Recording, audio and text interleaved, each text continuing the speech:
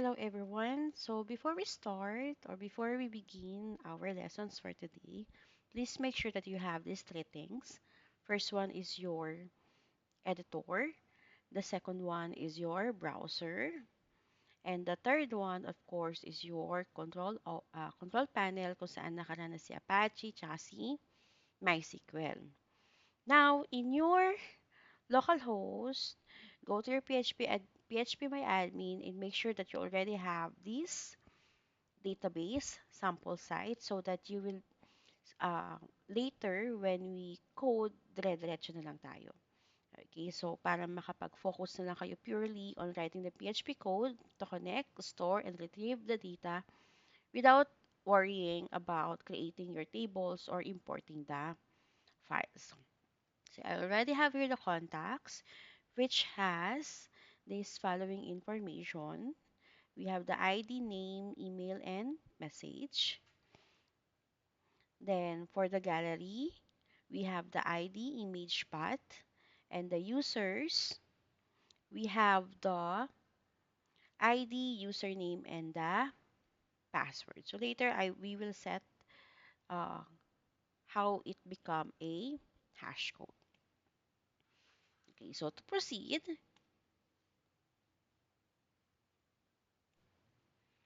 so in this lesson, what you learn is you're going to learn two powerful PHP features. The first one is the sessions, which is used to remember who your website users are, even as they move from page to page.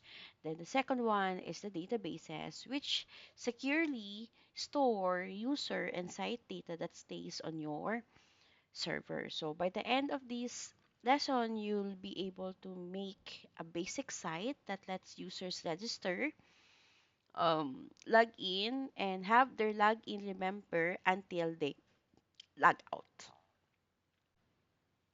Now, what are sessions? So, what sessions are a way to your website to remember information about a user across different pages. So, in PHP, let us say create tayo ng new file, and this is what we have our index.php. So, make sure that you already have your folder inside your htdocs, of course. So in PHP, a session is started with this line. Yan. Open and close, semicolon. So this should always be on the first thing that you write before any HTML or echo statement para yung PHP nyo, matatrack niya kung sino yung users na nag-access. Pero syempre, since this is a PHP syntax, you need to make sure that you have there your open PHP and yung closing ng ating PHP. Then, in database naman, as we all know, like what I've discussed previously, a database is where your site stores information like what we'll be having today, mag-register ng user, magkakaroon ng gallery images to just simply demonstrate how to upload an image, then display or send a message. Then with SAMP, the database software na ginagamit ay si MySQL and minamanage natin yan using our PHP My Admin, which I already also discussed to you previously. So in PHP, you connect your database with this code. So syempre, create na lang tayo ng separate na file for our database. I do recommend to separate it. Okay, so db underscore connect that php. Okay, so on that case, so hide natin to. Yan. For us to for us to connect our database, we use this following code. And of course, you need to make sure that you already have your database like what I mentioned a while ago. So let us have, of course, our um, $sign.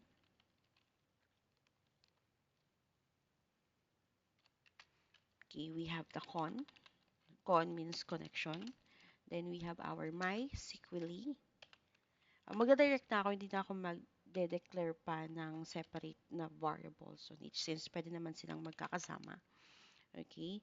Then, underscore connect. Okay? Then, we have our localhost. Okay? Comma. Okay, that yung ating username, which is yung ating root. Okay, then yung ating password. Since wala naman tayong password, di ko na siya lalagyan. Okay, then we have our sample site na folder. Okay, so of course, do not forget, syempre, kapag DB Connect, and since that is a PHP, do not forget yung ating opening PHP. Yan. Madali naman ma-identify if it is in a right syntax. Okay? Then, after that, kung saan makikita yung ating localhost, yung root, password, and sample, just simply go to your phpMyAdmin. Then, go to your homepage. Yan. Go to databases. Yan. Tapos makikita, databases, user accounts, I mean. Yan. User accounts. Then, makikita nyo po sa pinakababa yung ating host name, yung username, and yung password. Yung last po na variable, that is the database. Okay, yung database name nyo. So, that is really important that you know it. Okay? Then, after that, so, syempre, yung error handling natin in case man na hindi siya mag-work or hindi naging successful yung connection. So, let us say, not $con. Okay, then, yung ating, yan, and then we have die. Then we have the connection field. Okay, then tuldok yung ating MySQL. Okay, then we have the connect underscore error, open and close parentheses, then do not forget yung ating semicolon. So now if it is successfully connected, you can let us add else na lang. Lagyan natin ng echo. Successful. This is just simply to represent if it is properly connected na. Yeah, so click natin sa save, then run it in our localhost. So we have the name db, pangalan ng folder natin is test, tapos db underscore connect dot php. Yeah, so as you can see, ang nakalagay sa kanya is successful. So this lets in every pages, you need to make sure na naka-share po tayo in a single connection. So, you need to make sure that you use a simple code to make it more simpler and cleaner. Let us now create our home page. Let us go back to our index.php, shape, exclamation point, top to display na the basic structure of HTML. Let us change the title into home. Then let us say this is the sample site.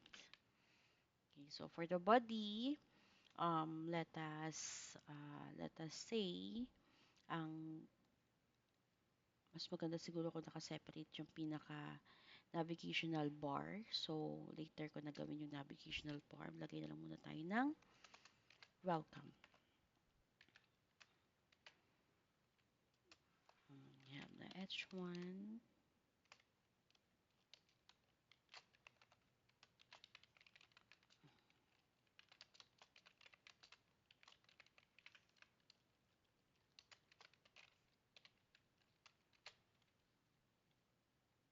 Okay, so once we're done, let us test this one.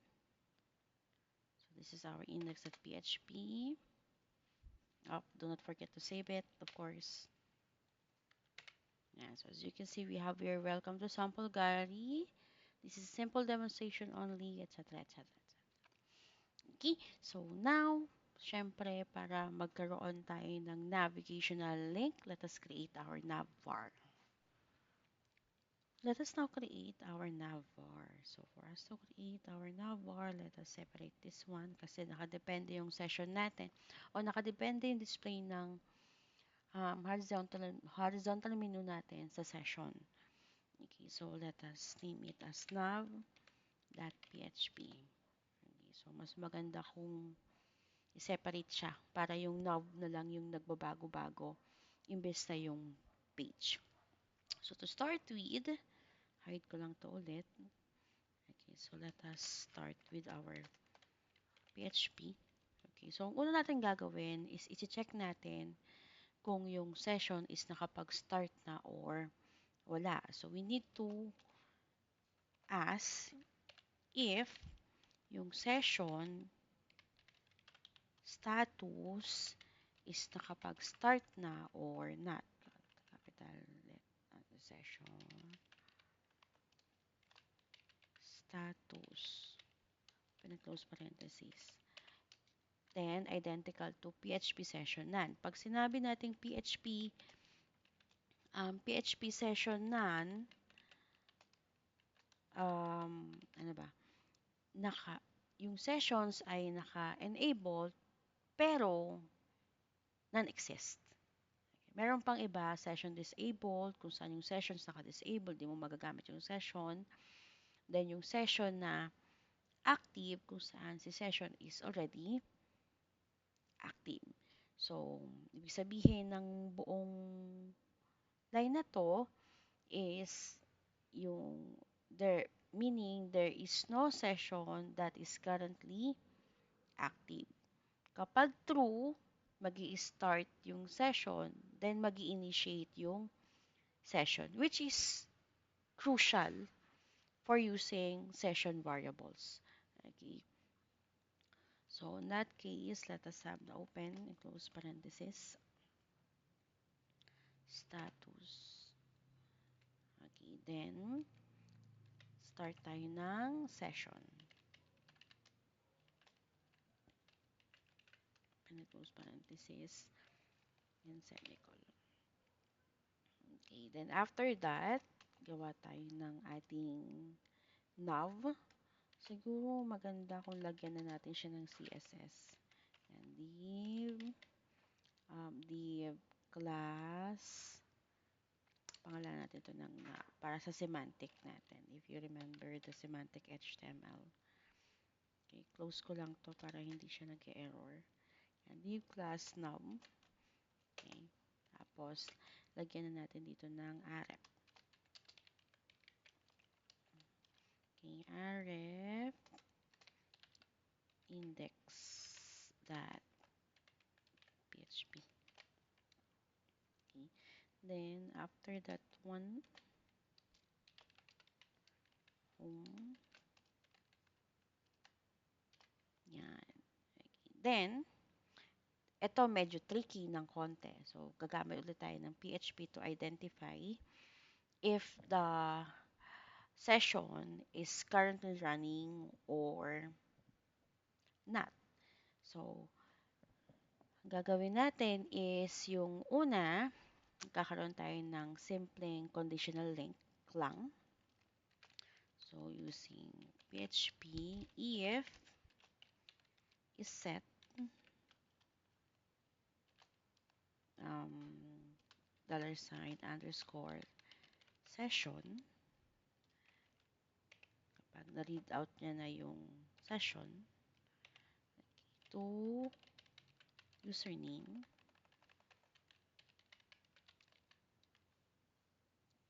Yan.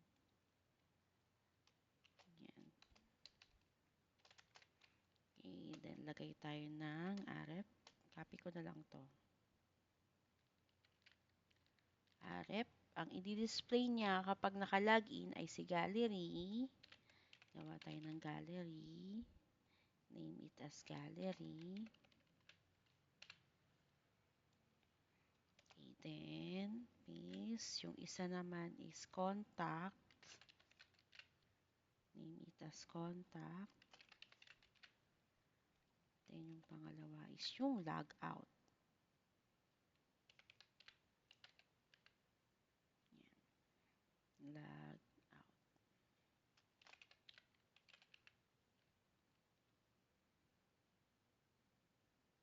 Okay. Then, after nyan, lagay tayo ng else.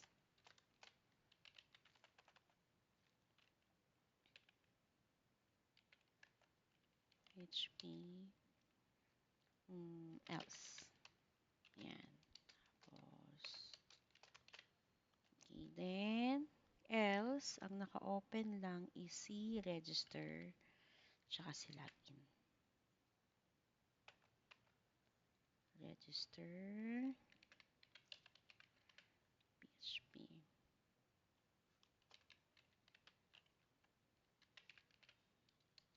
Then, ito si login.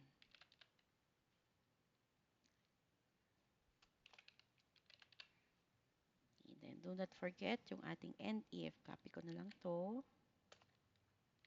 Yan, lagay natin si... I-ano nyo yung indention para hindi kayo malito in case.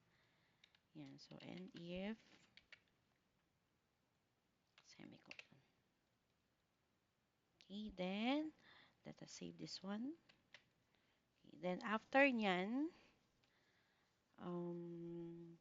para ma-identify natin na nag-run yung session throughout the page, lagay tayo ulit ng panibagong PHP.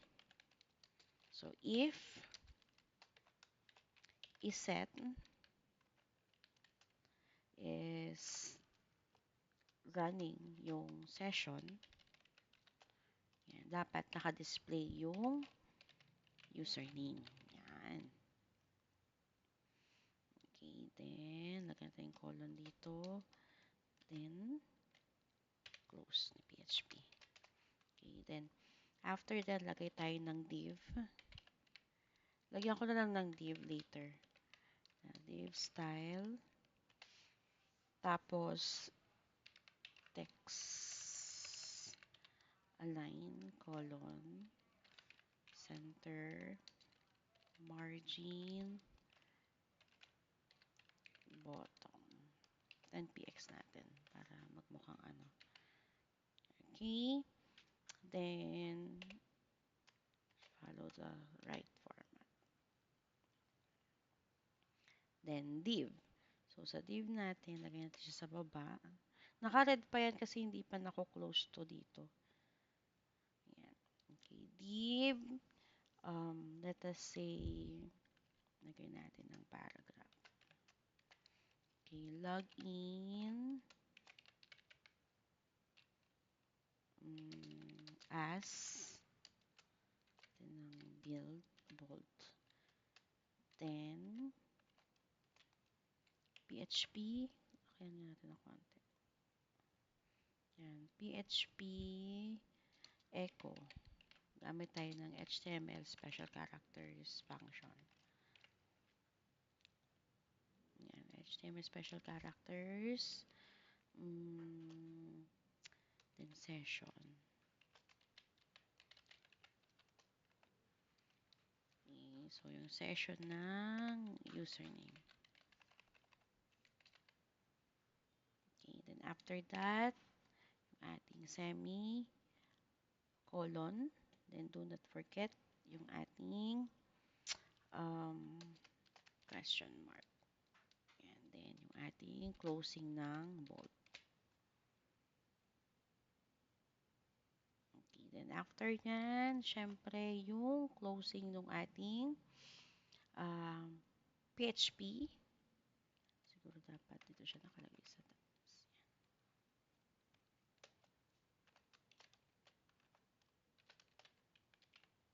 PHP and if semicolon. Okay, then save. Okay, so on that, let us try checking this one. So, lagay tayo sa nav.php. So, we have here the home, the register, since di pa nag-exist, and yung ating login. Since wala pang na-i-start na session, kaya hindi pa po nag-work si gallery, si contact, tsaka si ating logout. Ngayon, paano natin siya ilalagay dun sa loob ng ating homepage? So, on that, punta lang tayo kay index. Yan. So, gamit tayo dito ng PHP include. Yan. Then, include natin si nav.php.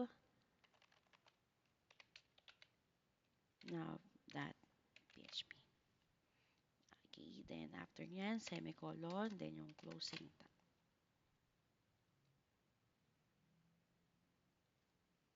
Okay ba? Kulang ng question mark. Yan. Yan. Red na red. Okay, so save this one. Run natin. Punta tayo kay home.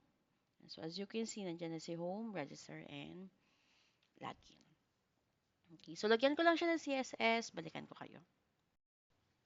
I already added my CSS in our page.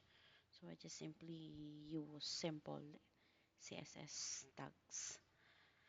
CSS properties, I mean. Okay, so now, para naman makita natin kung properly working yung ating session, let us create naman our register page. So, create tayo ng register.php.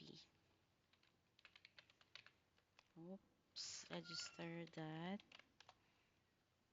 So, sa register.php naman natin, syempre, kailangan po nating i-connect yung ating database. So, okay, so to do that, syempre, gamit tayo. Hide ko lang to ulit. Tago ko to ulit.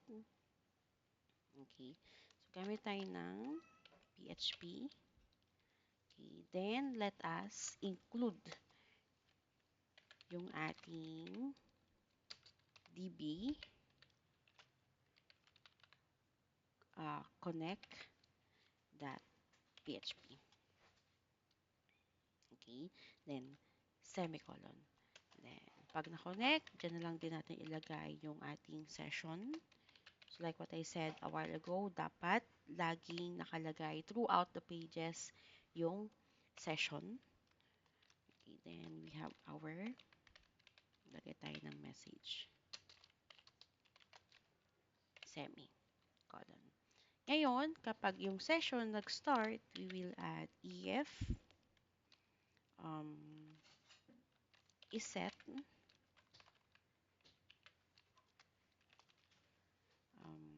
underscore session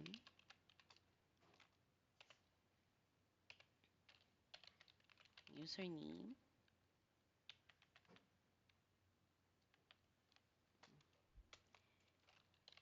yung ating header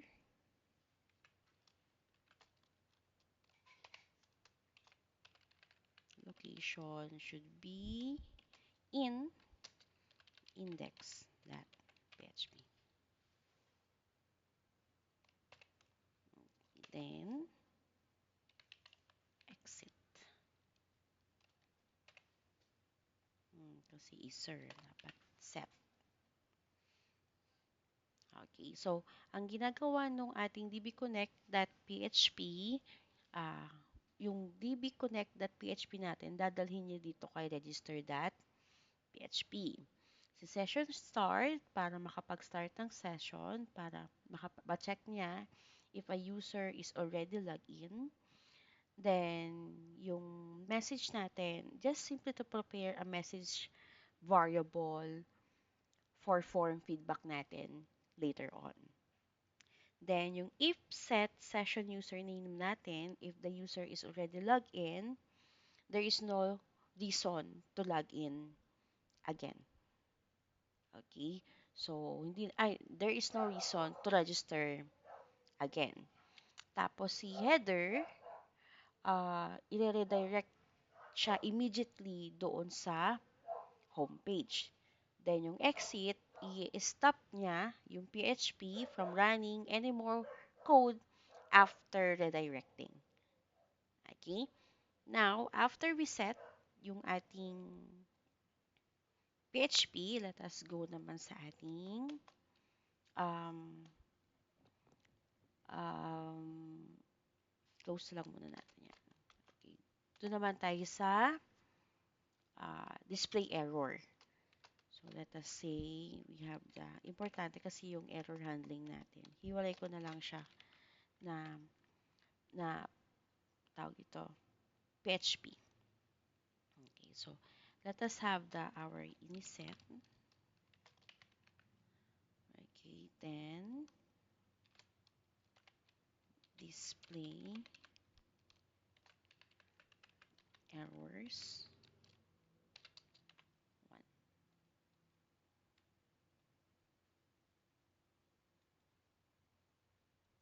Okay, so, si iniset, display errors, ang ginagawa niya is, dinidisplay niya yung errors, meaning, ano ba, meaning yung PHP, ipiprint niya yung errors as an output instead na i-hide niya.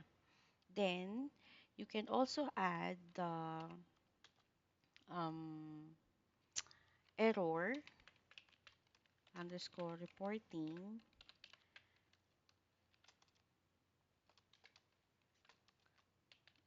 all para ang gagawin naman niya is i-configure niya yung PHP na ma-report yung every kind of error, warning, or notice para ma-ensure na hindi niya ma-miss yung any issues. So, on this, useful siya especially if you are developing or debugging a code. Pero syempre, pag nag-display kayo ng error publicly, malakas siya maka-discourage in production environments. Kasi nga, error messages may reveal some sensitive information. Kung tatanungin nyo kung ano yung ibig sabihin ng 1, syempre, di ba, sa binary number, 1 means true. So, kapag uh, i-enable niya yung display errors, which makes the PSP shows the errors and warnings in the browser output. So, syempre, pag 0 ang nilagay nyo, means that is, so, ibig sabihin, yung 1, ginagamit natin siya to activate the error display setting. Yung next naman natin is magkikreate tayo ng ating form for registration. So, para madali na lang, ang ilalagay ko na lang is yung username and yung password. So, let us have, okay, so this one, let us say, register, sample site.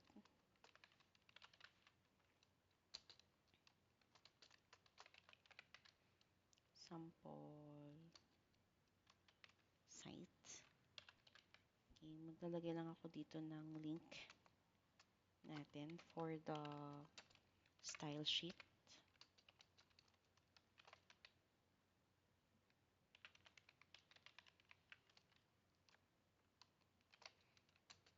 Ito yung ating ref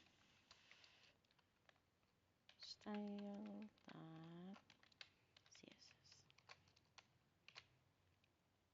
Okay, then go back to your body. Include natin yung ating nav.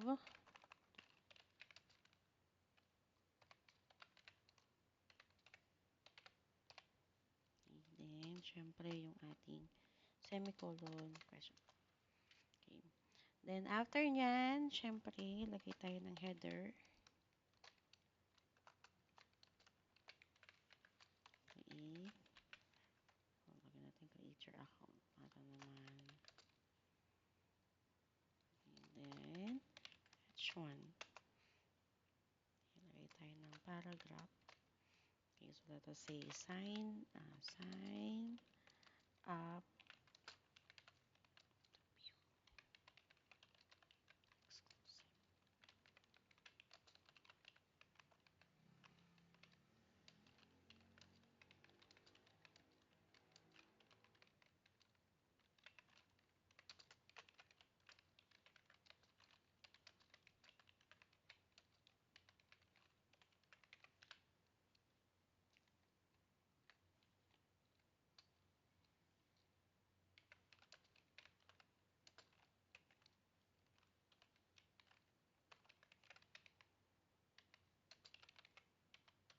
Yan, for demo purposes only.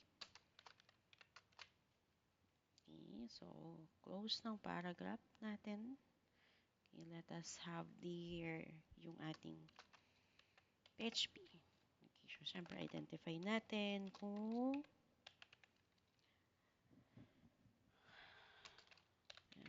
if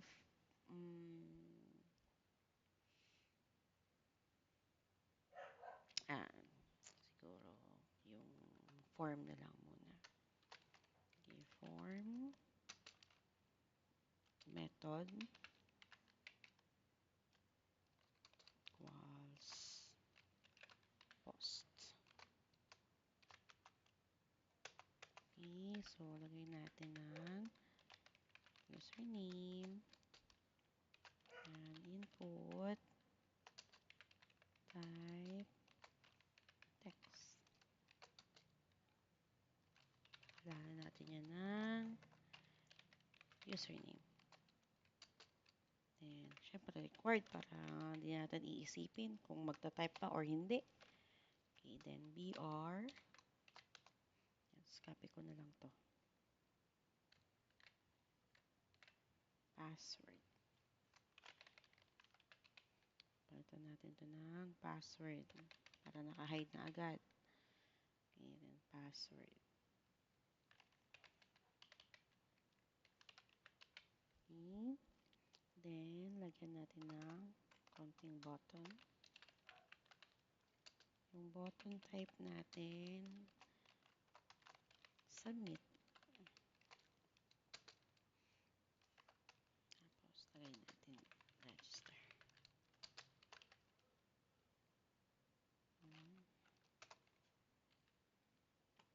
Okay. Then, click natin save.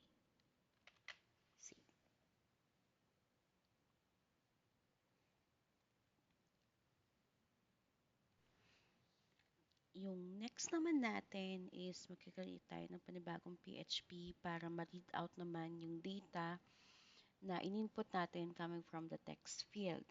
Then, dapat yung data na i-input natin is masasave doon sa ating database. So, to do that, lagay na lang ako dito sa ating sa baba. Okay, so PHP.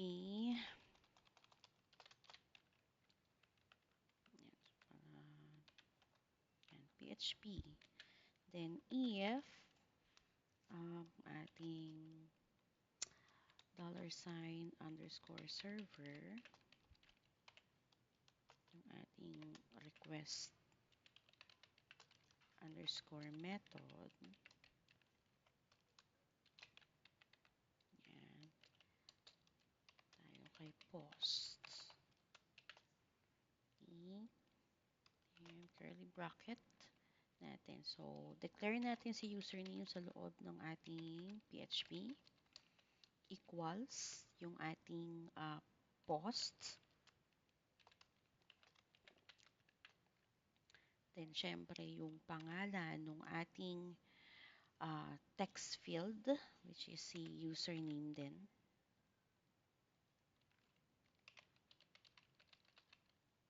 Semicolon. So, copy ko lang to.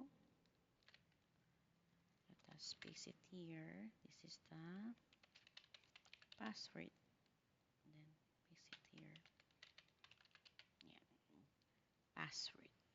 Ngayon, para ma-insert natin yung ating data doon sa loob ng ating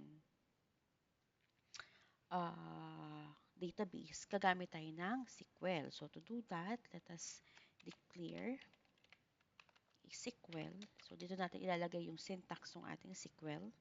So, we have the insert to. Into pala yun. Into. Okay. Then, users. Yan. Siyempre, yung users, kung anong pangalan ng database nyo, table nyo doon. So, ito yan. Users. So, doon kasi siya magsisave. So, users, yung pagkasunod-sunod niya, we have the username. We have the password. Mas maganda kung check natin yan. Username yan. Tapos yung password. Hindi ko na nilagay si ID. Naka-increment naman yan. Username. Bakit may double quotation yan? Username. Users. Username, password. Tapos, values. Yan. So, yung values natin, manggagaling dito kay username tsaka kay password. So, we have the username. Oh, do not forget C, $sign, username. Then, yung ating $sign. Yan, password. Okay. Close natin yan. Then, double quotation para sa close nung ating double quotation here. Okay. Then, after nyan, yung ating semicolon.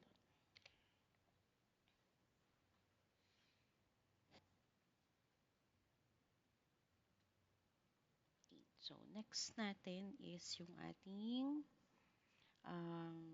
if my SQL query. Yung con, which is yung con nandun sa ating dbconnect.php. We have our con, tapos yung ating SQL.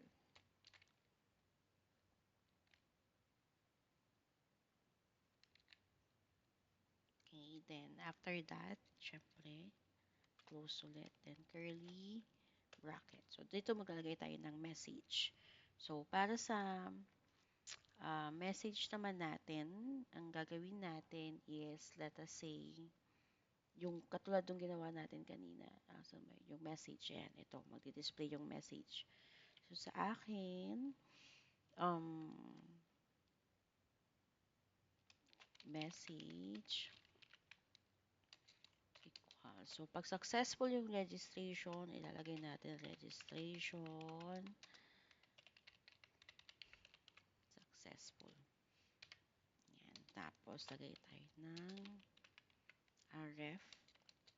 Lagay natin yung mismong login dot php.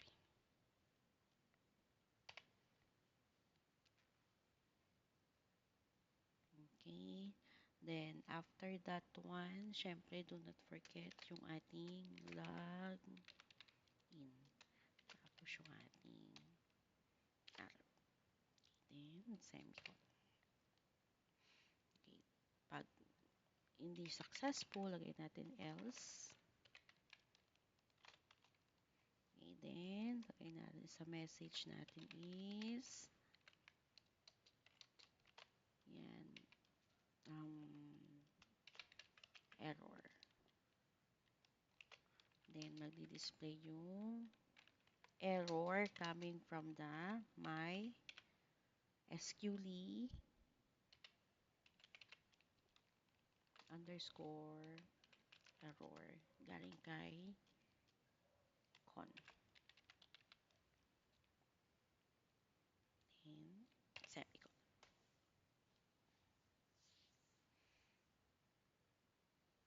Okay, then click lang natin si save. Okay, so let us check this one if it is running properly. So, punta tayo kay sample site. Click natin si register. Yan, nakalagay na si successful by.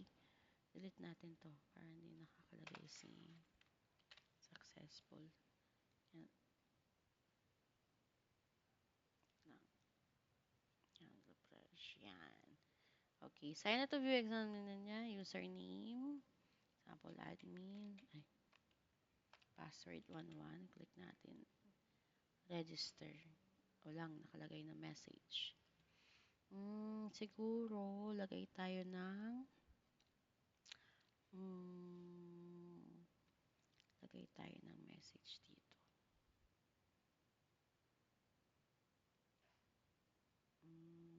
Dito lang sa baba.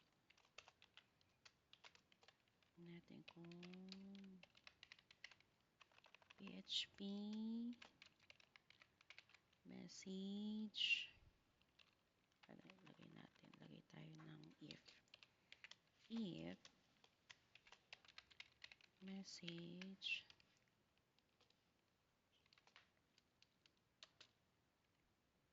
echo. Lagay natin yung ating p underscore message. Sintag natin si PHP. Tapos semicolon. Yan. Then, save. Check this one. Lagay tayo ulit. One na lang. One register. Oops, hindi siya properly register. Check natin yung ating database. Andun naman. Okay, admin 11. Nakikita yung password. So, on that, siguro dapat paglagay tayo ng hash here in our siguro lipat ko to sa taas.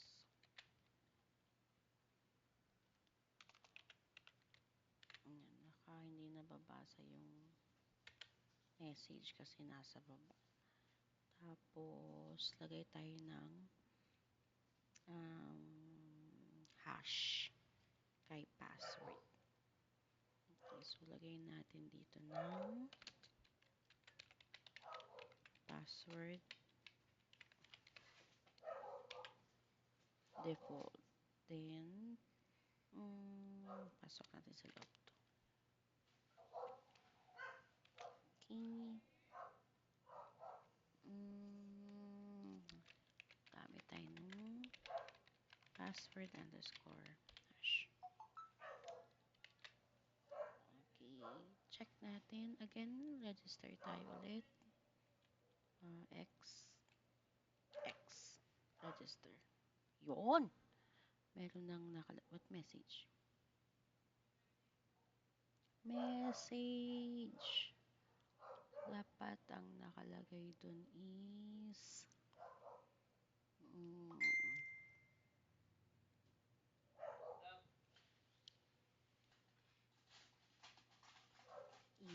kasi dapat $sign. Yan. Save. Run natin ulit. Register. Yan. So, registration successful. Then, click sa login. Check natin sa database if it is saved properly.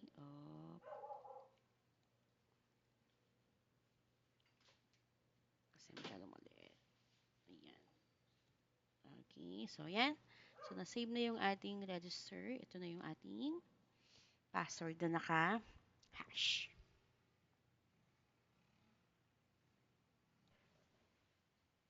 Ang next naman natin ay yung ating login form. Let us go naman sa login. So, create lang ako ng panibagong login. So, hindi pa rin natin mapakita yung ating session since still not logging in. So, sa register, kopya ko lang to. Kopyahin ko lang ito. Lagay ko kay PHP. Same lang kasi yan. Pare-parehas lang yan. Save. Then, ang next natin is yung ating, syempre yung ating doc type. Kopyahin ko na lang din yung doc type ko. Yung register. Okay, kopyahin ko na lang din to. Then, let us paste it here in the login. Okay, so here, we will change this one to login. Yan. Then, palitan natin may form tsaka method pa din. Okay, may message pa din tayong gagamitin. Siyempre, meron pa rin na PHP. Ngayon, ang ilalagay na lang natin dito is si user login. Okay, tapos palitan natin yung message natin dito. Okay, so, ang ilagay na lang natin, already have an account. Enter your credentials below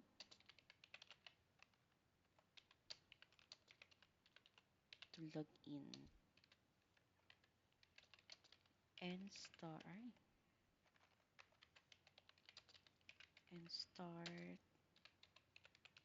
exploring the sample site. Okay. Yan. So, after nyan, yun lang din yan. Save ko lang ulit. Okay. Then, copying ko ulit yung nasa register. Copying ko lang to ulit ng buo. Yan. Login. Then, let me paste it here sa baba. Yan. So, ang iiwan ko dito ay yung aking username, yung aking password. So, imbis na may password hash, tanggalin ko na. Yan, tanggalin ko na po to. So, I hope, i-slow mo nyo na lang, in case bagalan nyo na lang, yung ating facing sa video. Yan, yan. Save ko. Tapos, imbis na insert to, ang gagawin ko po is gagamit ako ng select. Okay, so select ko yan. Tanggalin ko lang to. Yan. So, para ma-select ko yung username once na successfully logging in. So, gagawin natin is select asterisk from yan, users. Kasi galing pa rin kay users na table.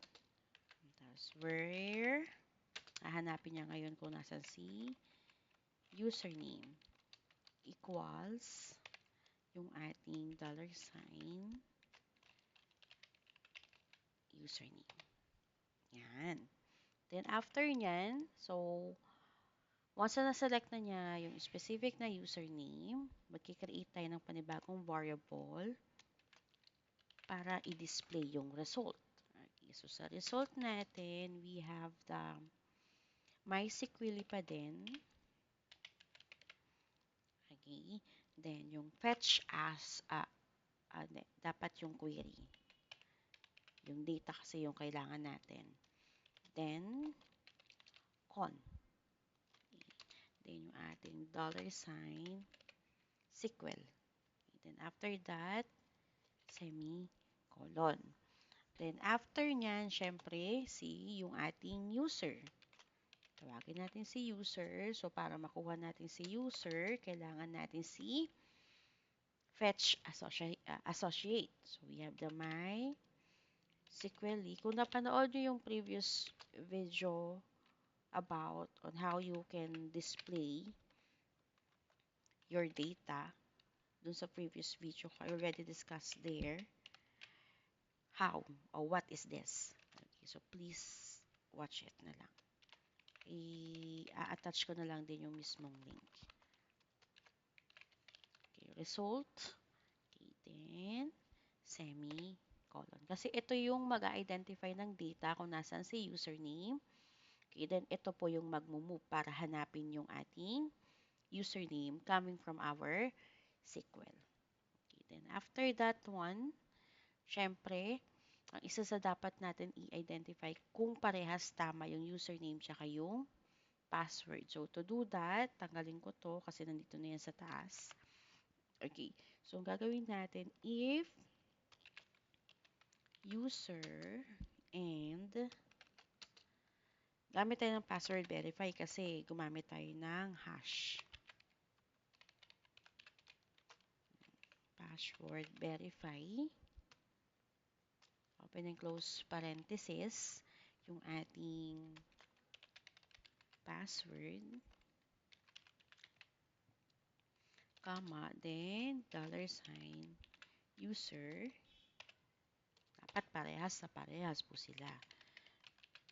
Password. Okay. Then, itong si user password natin, siya po yung coming from here, our password. Ayan. So, kung parehas. Ay, hindi. Ito is galing dun kay ating SQL, which is this one. So, na-identify niya yan kung parehas ba silang dalawa. So, ito yung password na galing kay user. Then, ito yung password na galing dun sa database natin. So, ipagko-compare niya po yung dalawa kung they are the same. Kapag tama, ilalabas natin dun sa ating session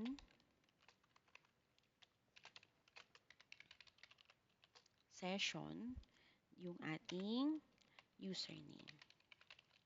Yan. Okay, then after that, equals yung ating username. Semicolon.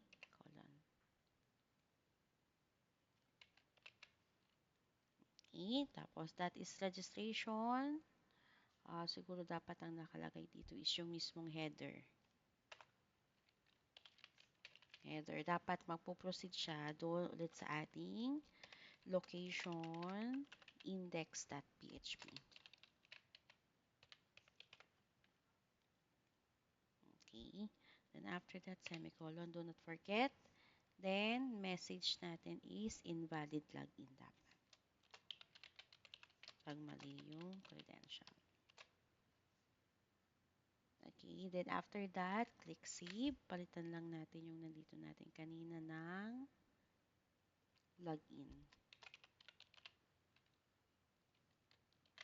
Save.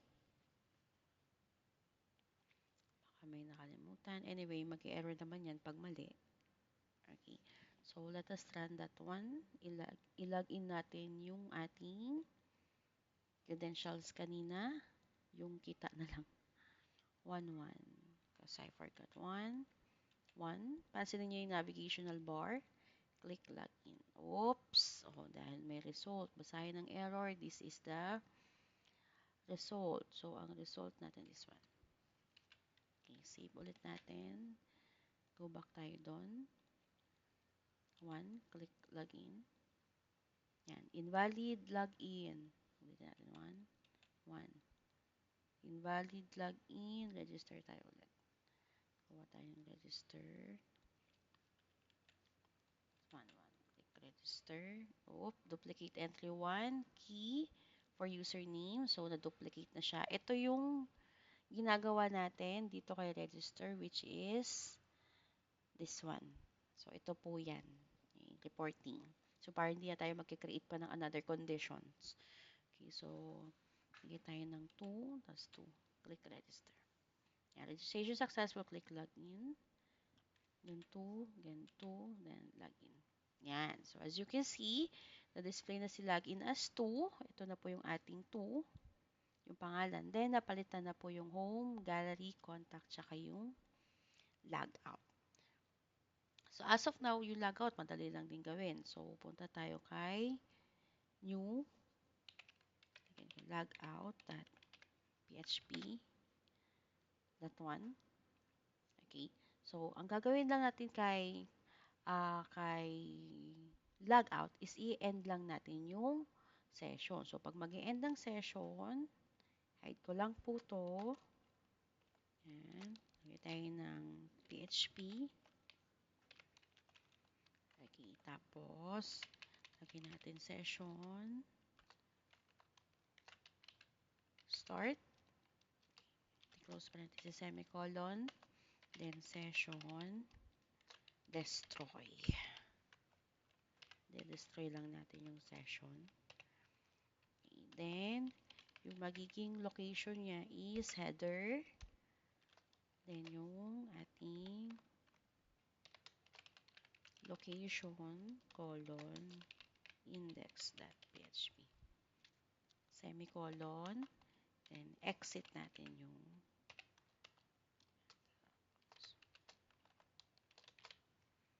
okay, click save.